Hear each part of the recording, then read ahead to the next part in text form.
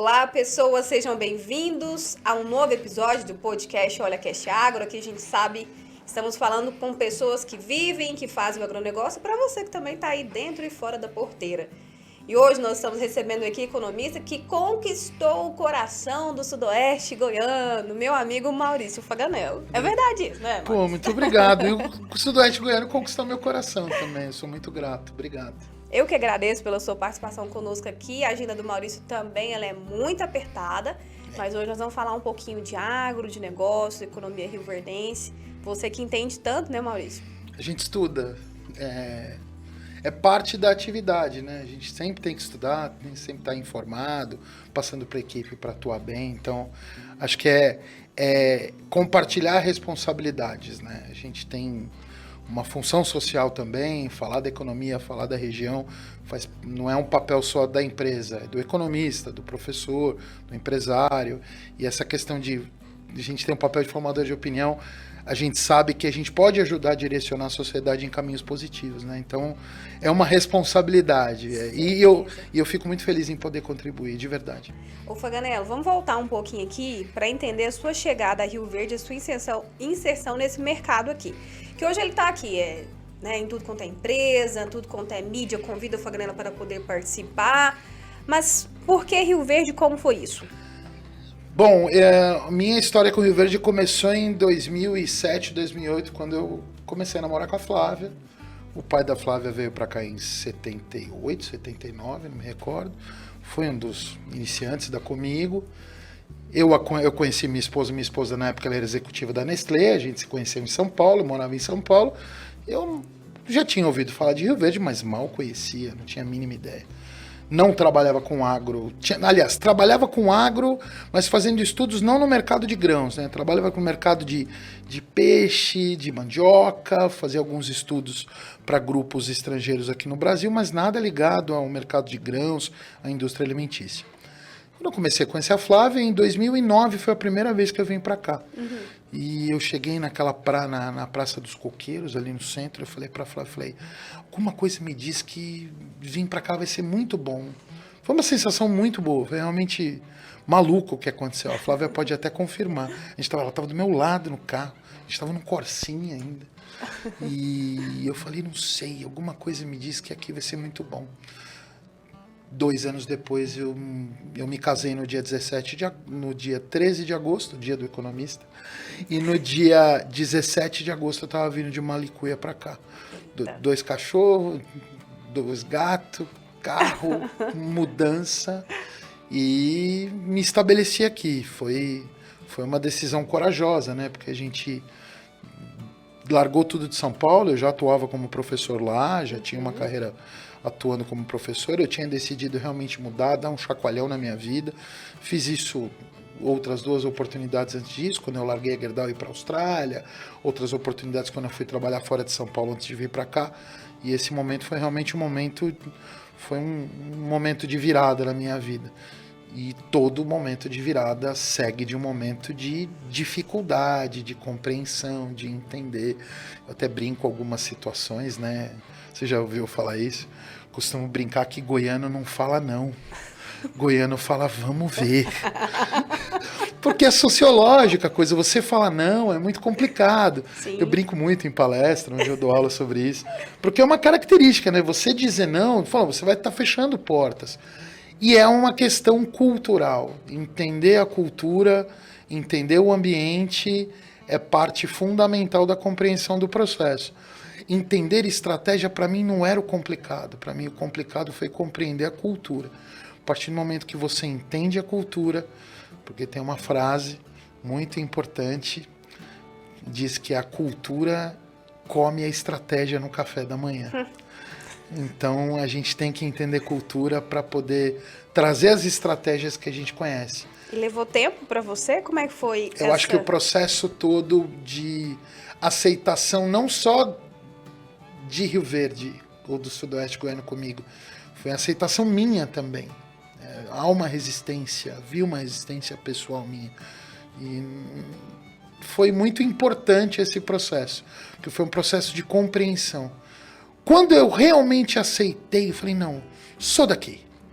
aí o negócio fluiu de uma maneira fantástica, assim, e eu só tenho agradecimento, assim. Rio Verde é uma parte transformadora na minha vida. Eu já disse em outras oportunidades, eu não consigo descrever a transformação positiva que Rio Verde trouxe para mim, na minha essência e na minha carreira. Porque eu passei por algumas mudanças pessoais, de vida e tal.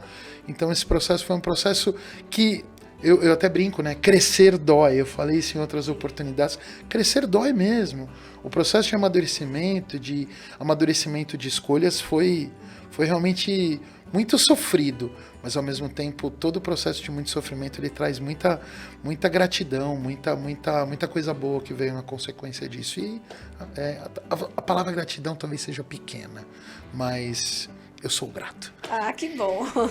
E você chega numa cidade em que vivia um momento econômico... 150 mil habitantes na época, de 150, 170. Um crescimento de população médio na época estava na casa de 1,6, 1,7. Uma cidade em que tinha vivido o boom da Comigo e tinha a segunda onda de desenvolvimento da BRF, Perdigão, então. Certo. E naquela época já existiam estudos a respeito da Ferrovia Norte-Sul.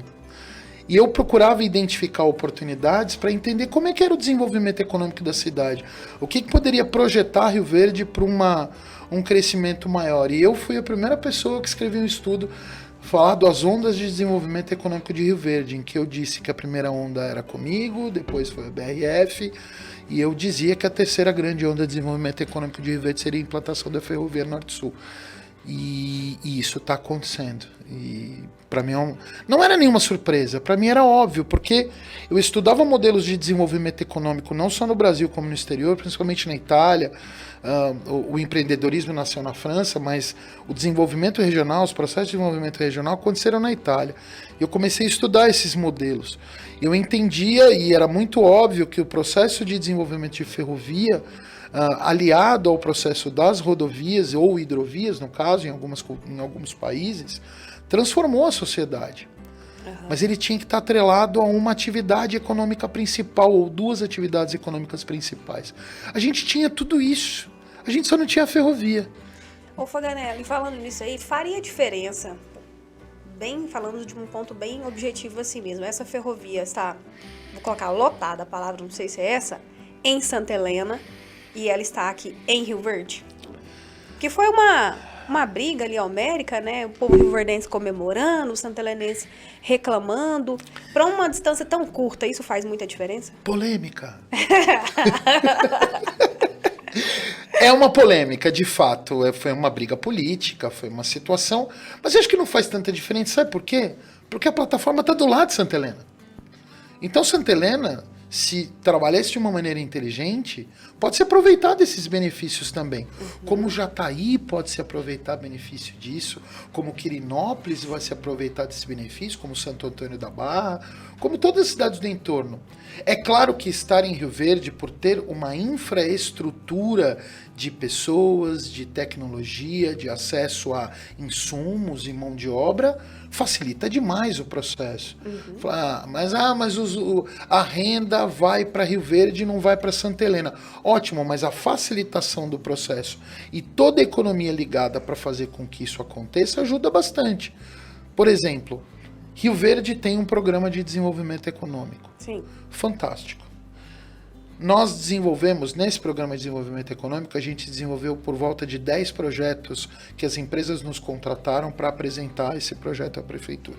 100% de aprovação. A gente não teve zero reprovação. Por quê? Porque todos os estudos, o edital da prefeitura, o instrumento, oferece... Olha, para você entrar, você tem que ter número de colaboradores, você tem que ter investimento mínimo, você tem que demonstrar que a sua atividade é positiva. Toda instrumentação é necessária. Será que municípios com menos capacidade ou menos estrutura teriam condição de oferecer esse nível de facilitação de instrumentos jurídicos e técnicos necessários para oferecer esse tipo de benefício e impulsionar a economia? Então, eu acho que Não sei se Santa Helena conseguiria fazer no tempo em que Rio Verde fez. Não é por culpa de Santa Helena, pela própria infraestrutura da máquina municipal. Então, não é uma crítica, mas é uma constatação. O Rio Verde consegue fazer mais porque tem uma estrutura técnica maior, tem todo um ambiente de negócio que propicia. E Santa Helena pode, inclusive deve, se apropriar desse benefício e se apropriar dessa estrutura. Eu vejo muita gente de Santa Helena trabalhar em Rio Verde, muita gente de Rio Verde trabalhar em Santa Helena. Há, de fato, uma integração econômica. Eu acho que essa integração econômica tem que surgir mais. Rio Verde tem um protagonismo no sudoeste goiano, de fato. Mas Rio Verde não faz isso sozinho. Se a gente for analisar Rio Verde, Montevidéu fazia parte de Rio Verde até 40 anos atrás. Então é tudo uma mesma região, né? E você falou agora há pouco desse protagonismo de Rio Verde. Você, inclusive, né, nos deu uma exclusiva, viu, gente? Foi conosco. Foi exclusiva, foi aqui no Portal Olha Goiás, tá? Quero registrar, foi mesmo. Foi para ela a primeira entrevista sobre isso. Foi, né? Que a gente foi atrás de você, né, para poder entender. Era um material que nós E a gente fez a conta fazer. Juntos. Um material para shopping que a gente atende. Olha só como que é, né, Faganello? O shopping queria fazer um depoimento sobre o potencial desenvolvimento de Rio Verde. Sim. Eu já tinha ouvido isso vagamente. Falei, deixa eu ir no Faganello para lembrar dessa história. E Rio Verde pode sim chegar a esses números aí. A gente às vezes assusta. Sabe o que acontece? A gente está muito acostumado com as atividades da gente no dia a dia e a gente não presta atenção no contexto geral. É meu trabalho analisar o contexto geral. A gente falou de 1,7% de crescimento em 2011, quando eu cheguei aqui. Esse crescimento médio, ele chega a 2,8%. Se eu pegar todo o histórico de crescimento dos últimos 30 anos, Rio Verde cresceu em média, a população 2,7%, 2,8% ao ano. A média de crescimento da população brasileira foi 0,8%, 0,9%. A gente está crescendo 3 vezes mais em população. Hoje na rádio eu vi hoje de manhã falando, olha, número de habitações de 50 mil no último censo passou para 90 mil. É claro, porque você está acompanhando esse crescimento econômico. As pessoas não viriam para cá se a cidade não oferecesse equipamentos urbanos para elas poderem ter uma qualidade de vida razoável. Quando eu recebo gente de fora, de outros estados, ou mesmo de fora do Brasil para vir para cá, as pessoas se surpreendem. Eu ouvi de um empresário uma vez que chegou aqui em Rio Verde, que teve um negócio aqui, e ele falou para mim assim, eu fui comprar uma franquia, eu cheguei em Rio Verde, lá no shopping, ele era dono de uma franquia do Shopping Buriti aqui.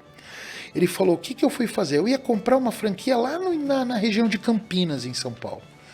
Aí eu resolvi pegar o avião e descer aqui. Quando eu cheguei aqui, eu fui no shopping, eu vi a quantidade de caminhonetes que tinham no estacionamento. A primeira coisa que mudou a cabeça desse cara, porque ele não está acostumado com o ambiente. Olhando o ambiente é uma percepção. Então é o olhar do investidor que chega e tem a primeira percepção no ambiente de negócio. Quando ele realmente participa e se envolve, esse empresário que vem de fora, e descobre que existem profissionais qualificados, com nível técnico, com equipe, com gente boa, para fazer e para realizar o trabalho, ele se surpreende. Ele falou, hoje mesmo, hoje de manhã, estava numa reunião com uma cliente potencial. Rapaz, eu busquei uma consultoria de São Paulo, estamos em São Paulo também, mas busquei uma consultoria de São Paulo para fazer um trabalho em Rio Verde e eu não sabia que você fazia. Então eu não tive acesso ou coisas do tipo. Porque se eu soubesse, mas isso foi há 7 anos atrás, quando ela resolveu fazer o trabalho. Se eu soubesse que você fizesse o trabalho, eu teria te procurado. E não tem problema, estamos aqui. Mas Rio Verde hoje tem uma maturidade empresarial que a gente pode dizer de boca cheia. É muito bacana ver um ambiente de negócio aqui. E eu não estou falando só do ambiente de negócio do agro. A gente está falando no setor de serviços, que melhorou muito, na indústria, que evoluiu bastante, na logística. Acho que a gente conseguiu criar uma maturidade que agora temos que partir para um outro caminho maior. Acho que, imagina que a gente está nadando contra a correnteza ou contra o mar, as ondas estão batendo. A primeira fase da arrebentação a gente passou. Então, as mais difíceis, as mais intensas, que promovem, que dificultam o crescimento das cidades. E eu acho que agora a gente está indo para um mar aberto. E o mar aberto tem peixes maiores, tem desafios diferentes. e que demandam um olhar diferente também. Você falando sobre isso aí, eu fico pensando, vou dizer de nós, por exemplo, né, no digital, que deixamos a mídia tradicional para ir no digital, Faganello, e o empresário ele tem que estar atento a não só essas novidades, oportunidades de mercado, e também estar preparado para atender esse público, essa população que vai estar aí, que vai consumir o seu serviço, o seu trabalho. Eu vou falar sobre um tema que eu tenho estudado, que tem me chamado muita atenção. Chama-se ambidestria empresarial. Ambidestria empresarial. O que é a tal da ambidestria empresarial? Um tema que não é um tema novo, mas a literatura é razoavelmente nova. Eu estudo muita coisa em língua portuguesa, né, de profissionais de Portugal. E a gente tem um envolvimento muito forte com a porta da gente na Europa, é Portugal, dos nossos serviços lá. A gente presta serviço para fora também. Mas em Portugal a gente tem um acesso muito legal e a troca entre profissionais lá é muito bacana. Com colegas que a gente está junto sempre. A ambidestria empresarial, vou dar um exemplo do que o Bradesco está fazendo. O Bradesco está passando por um processo de reestruturação gigantesco e eles criaram duas grandes visões para o negócio deles. Uma área chamada Run the Business, que é rodar o negócio e fazer o negócio acontecer, e uma outra filosofia chamada Change the Business, ou mudar o negócio.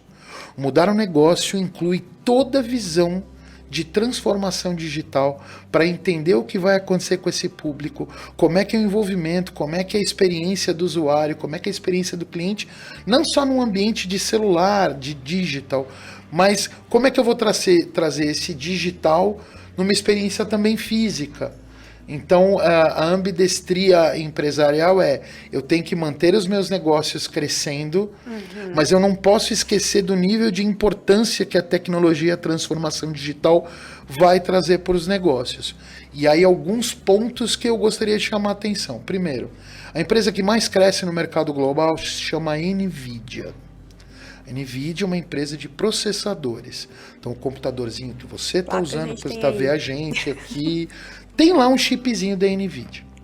Por que a ação da NVIDIA está crescendo tanto? Porque a NVIDIA está investindo numa área chamada computação quântica, que é exponencializar o nível de processamento das máquinas que a gente tem.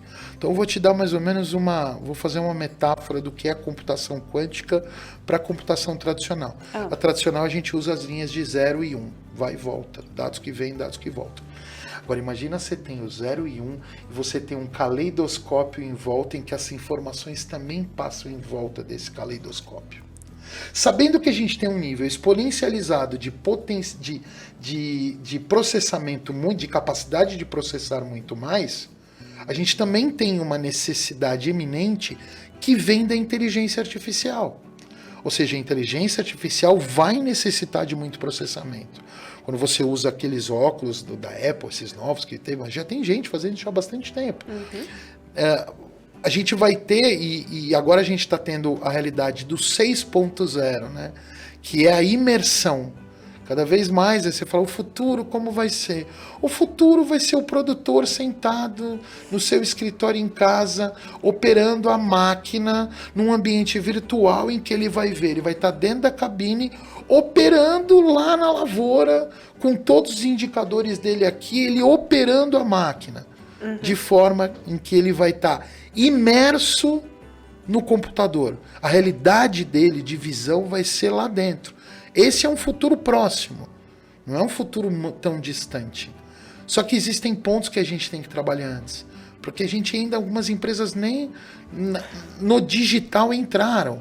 Mas a gente tem um ponto muito importante. 96% das pessoas do agro usam o WhatsApp. Se você não acha que você não está digitalizado, só por utilizar o WhatsApp, você já está no digital. Então, o que é subir escadas novas, né? É propiciar para essas pessoas que estão envolvidas no agro participar disso e dizer que é um caminho sem volta. Não tem volta mais. Não tem volta pelos equipamentos, pela tecnologia, pelo que a tecnologia dos insumos, né, Faganello? Já estão ali embutidas, as sementes TSI e tudo mais. O que a gente vê, né? Um outro estudo a respeito de sementes, defensivos e fertilizantes. Um estudo americano constatou a respeito de marca e produto. O que eles fizeram?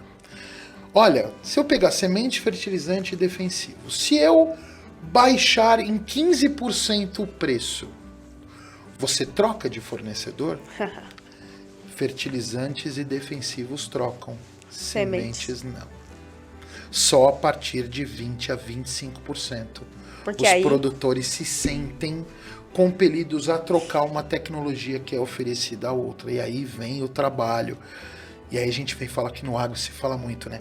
Tem que fazer o trabalho. E aí é cultura. Aí foi minha dificuldade em entender o que é fazer o trabalho no agro. É estar na lida, é conversar com o produtor, é estar envolvido, é participar de discussão, é estar no ecossistema do agro, é entender o que é inovação, é conversar com quem estuda, é conversar com quem trabalha. Sim. Não é só quem trabalha que desenvolve, é quem estuda e quem efetivamente está no campo. Então, esse processo é um processo que a gente não só... É uma obrigação da gente do agro ter que estar inserido e tem que trabalhar isso. E, Faganella, a gente tem conversado muito, você falando aí com quem trabalha, com quem tá. A gente ouviu muitas pessoas esses dias aqui, dos produtores e dos técnicos também. E a gente não pode deixar de falar com um economista sobre esse desafio do agro 23 e 24. E ouvi de uma produtora hoje dizendo que 24, 25 ainda pode ser que ainda tenha um certo desafio maior ainda. Por risco climático, eu entendo, e por conta dos estoques que não estão ajustados ainda. Nós estamos agora no meio de março de 2024. Isso. Então, o cenário hoje é isso que a gente está vendo. A gente está vendo a safra hoje, a gente tem uma quebra. A gente tem de 20% a 50% de quebra em algumas áreas do país. A perda da produtividade média foi em torno de 15%. Só que a gente está olhando esse recorte agora. A gente está vindo de um crescimento médio estrondoso. Ou seja, a gente estava vendo hoje, saiu a matéria no Valor hoje, que a gente cresceu 15% e esse ano a expectativa é cair 3,5%. Do que foi ano passado. Mas o histórico que a gente está vindo é muito positivo. E aí que reforça uma visão em que o empresário do agro tem que revisar, olhar cada vez mais para si. Porque quando você tem excesso de recurso, quando você tem renda entrando, você fala, tá entrando Como mais. entrou nos últimos anos. Eu tô tranquilo, que bom, vou investir, vou fazer isso, vou fazer aquilo. Ele se preocupa em investir, mas o cuidado da escolha, ele tem menos. Ele fala, não, vamos fazer, vamos comprar uma máquina, muito legal. O investimento, o critério da escolha acaba sendo menos ele é menos criterioso. Ele fala, não, vamos fazer, tô afim. Então ele não faz um estudo técnico, coisas do tipo, muitas vezes, ou algumas. No momento atual, a coisa muda de figura. E aí não é gastar menos produtor, não é gastar menos empresário. É gastar melhor, é olhar para dentro dos teus processos, é olhar para dentro da tua eficiência. Por quê?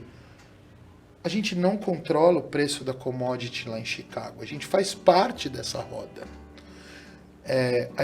O Enel, por exemplo, eu até falo, o Enel tem ferramentas para analisar o risco e a gente se antecipar ao que as indicações de risco nos apontam. O que efetivamente, como produtor, como empresário do agro, como dono de revenda, como empresário que atua no segmento, o que eu tenho que fazer? Olha para dentro, olha teus processos, olha a tua gestão, porque é aí onde você vai melhorar o teu ganho. Se você não aumenta ganho em faturamento, você tem que melhorar em eficiência. Agora, imagina o que isso pode acontecer de retorno sobre o seu investimento. Você reduz isso agora, você melhora a sua eficiência. Agora, imagina você melhorando a eficiência quando faturar mais. Você vai ganhar muito mais. E de uma maneira exponencial. Ou seja, aproveita o momento de revisão, de olhar para si, de planejar melhor e de efetivar o seu planejamento e botar em prática. Não é só fazer no papel, olhar. Eu brigo muito, né, mano? Você sabe. Eu brigo muito para efetivar o plano de ação. A gente faz uma luta para efetivar planos de ação, para esses planos de ação serem cumpridos. E quando acontece, o resultado é tão positivo, porque as pessoas mudam a forma de atuar no dia a dia.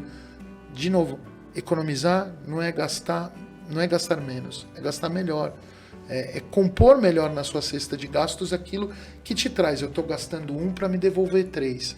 Se eu gastar numa coisa que vai me devolver 2, será que vale a pena?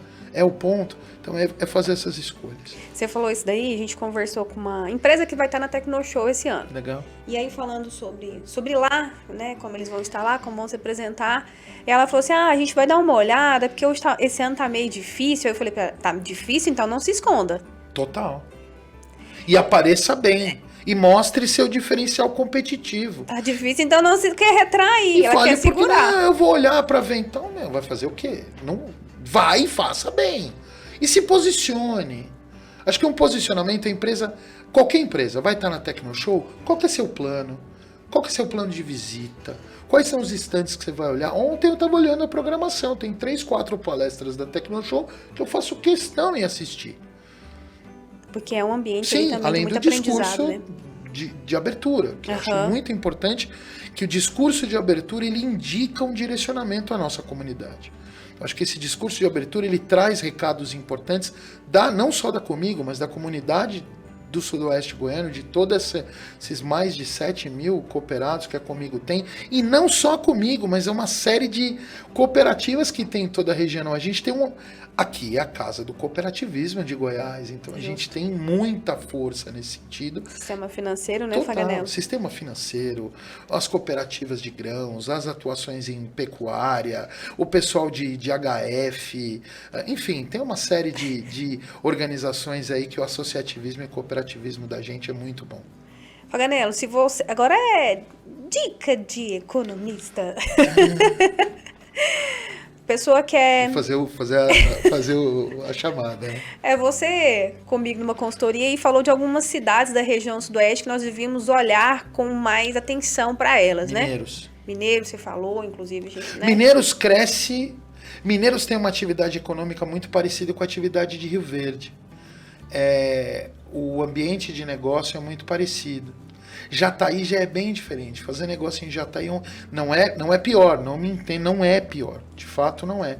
Mas a estrutura social é um pouco diferente. O pessoal vai brigar comigo, mas o rico de Jataí é mais rico que o rico de Rio Verde. Porque é concentração de... E aí a gente vê na pirâmide societária, a concentração de renda de Jataí é maior. E aí muda um pouco a estrutura social. Então como é que você vai fazer negócio? A cultura engole a estratégia no café da manhã. Você tem que entender a cultura para saber que estratégias melhores você vai adequar. Então acho que assim, eu gosto muito de Mineiros, eu acho que Mineiros tem um potencial gigante. Eu acho que Santa Helena pode se aproveitar mais dos recursos que o entorno produz. Santo Antônio da Barra poderia se aproveitar muito mais. Até por uma questão de estrutura de município tem algumas dificuldades, mas eu acho que pode se aproveitar mais ainda, principalmente em relação à logística, ela pode se aproveitar desse processo. Por quê? Por que eu estou dizendo isso? Vamos olhar Anápolis. Anápolis está entre um eixo Brasília e Goiânia. Olha o quanto Anápolis cresceu quando esse eixo se desenvolveu cada vez mais. Vamos pegar as cidades do trecho Uberlândia, Ribeirão Preto.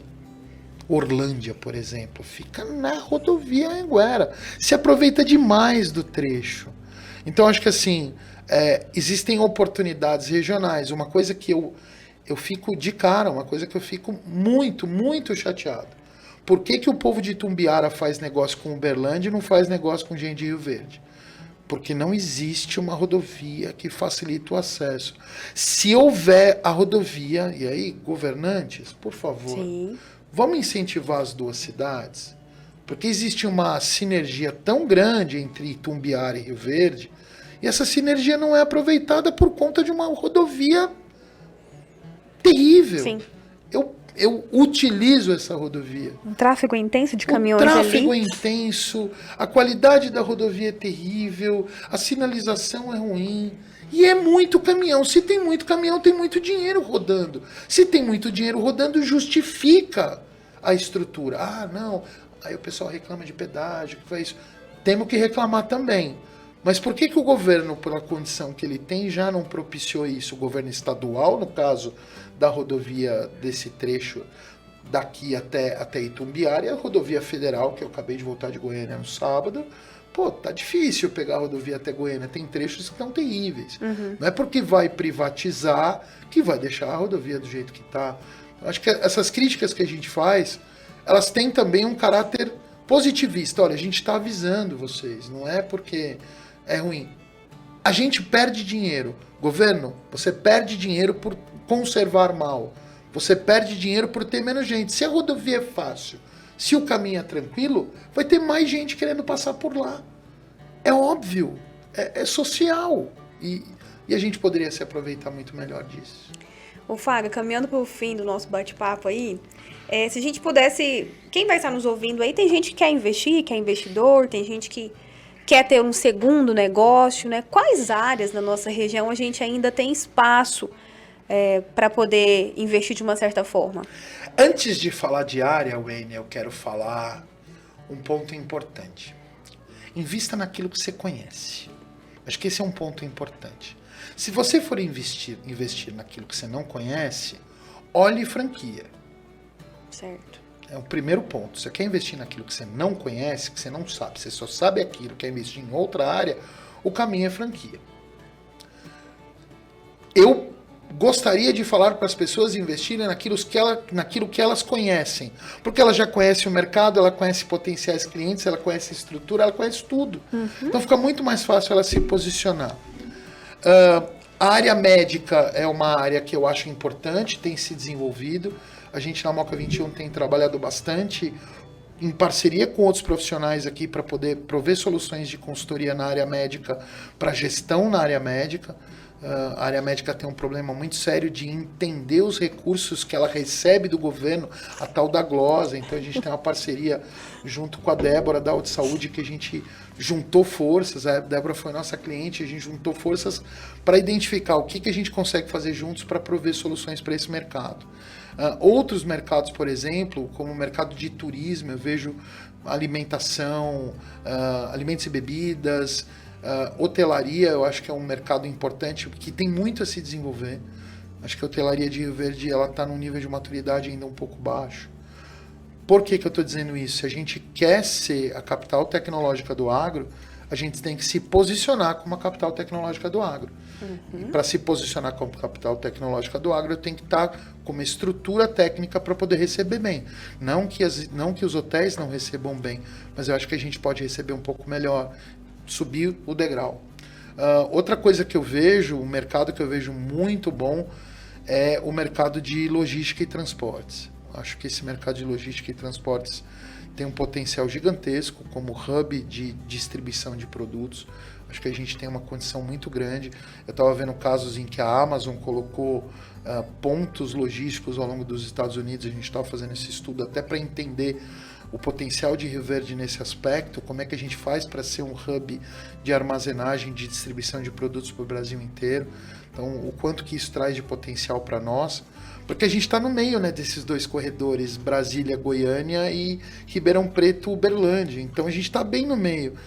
E nós temos o potencial de ser a porteira do agronegócio do Brasil. Então, você quer entrar no agro? Entra por aqui. Então, é esse o posicionamento.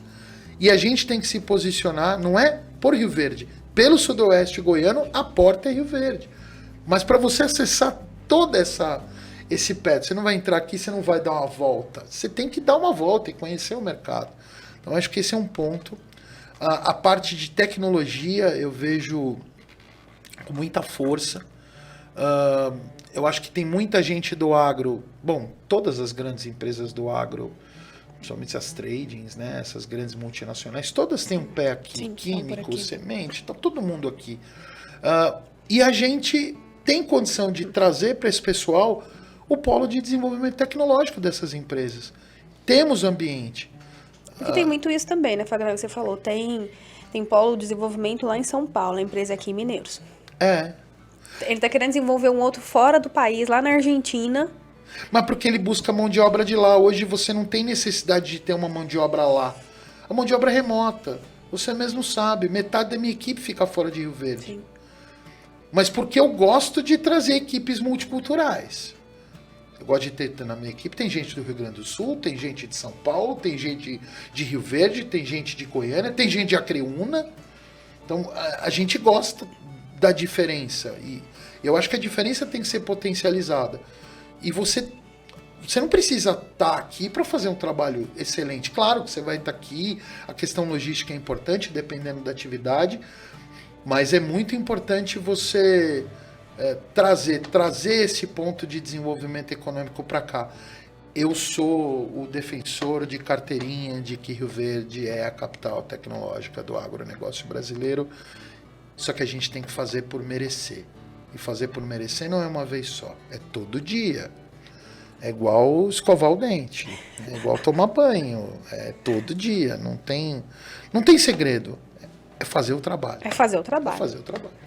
Tá dado o recado, Faganello. Obrigada pela sua participação. agradeço, a gente falou que ia falar pouco, né? Nós uma ficamos honra, mais um tempo. É uma honra, muito grato. Tanta gente importante passou por aqui, eu fico muito grato e muito agradecido mesmo. Eu que te agradeço Obrigado. sempre por nos atender, nos socorrer aí quando a gente precisa de informações, de dados, vamos fazer conta. Vou lembrar aqui Você lembra aquela conta que a gente fez na Covid? Nossa Senhora. A gente fez um gráfico. A gente fez um gráfico, a gente projetou, a gente fez o ritmo do Covid, de como ele estava ao longo do tempo, bem no começo da pandemia. Foi uma das informações importantes que pouquíssimas pessoas fizeram. Foi. A gente buscou isso também. A gente fez bastante coisa. A gente fez. Mas é porque nós somos igual a você, ele sempre, né, na informação técnica, de qualidade, sem achismo e muito sério com o que a gente também publica e fala, né, Faganello? Tem que ter, assim, cada vez mais a produção de conteúdo, né, a gente que desenvolve coisas, produzir conteúdo é uma atividade. O pessoal fala, não, eu vou lá gravar. Não, é complexo, tem que ter técnica, tem que ter gente especializada, tem que ter gente competente. E filtrar a informação de qualidade é muito difícil. Então, parabéns pelo trabalho. Eu que agradeço. De verdade. Eu que sucesso, agradeço.